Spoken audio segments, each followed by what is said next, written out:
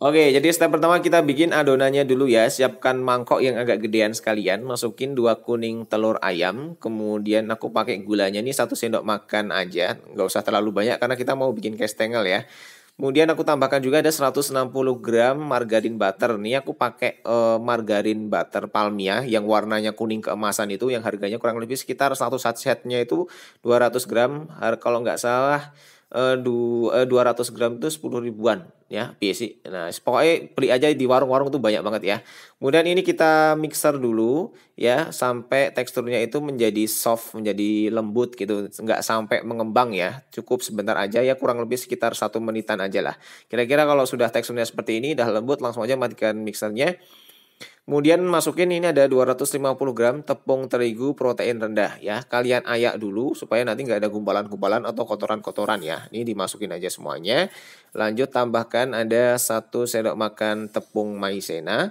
Ya, ini wajib supaya nanti dia nggak berbel gitu ya, nggak pecah-pecah gitu ya. Kemudian tambahkan juga ada 20 gram susu bubuk ya, atau kalau disendokin ya sekitar 2 sendok makan ya.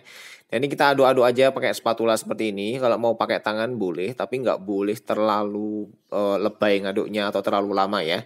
Kemudian terakhir aku masukkan ada 100 gram keju cheddar. Nah, untuk keju cheddarnya sendiri kalian harus parut dulu, kemudian masukin ke dalam kulkas atau dibiarkan di suhu ruangan supaya cheddarnya itu agak-agak kering-kering gitu ya.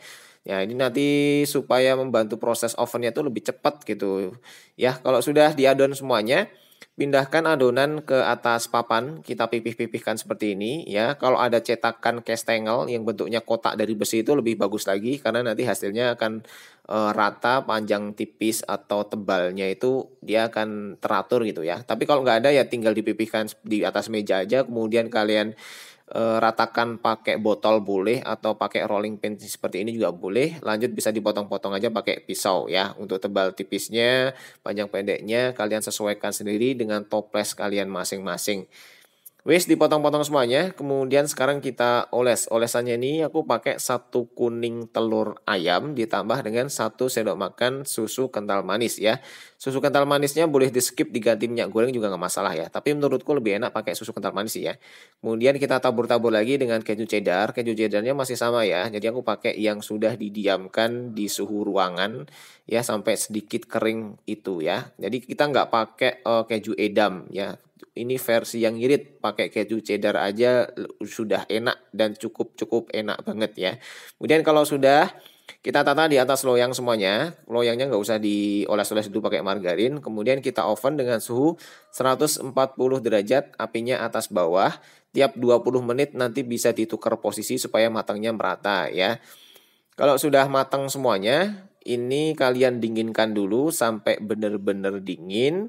Uap panasnya sudah hilang, baru bisa dimasukkan ke dalam toples ya.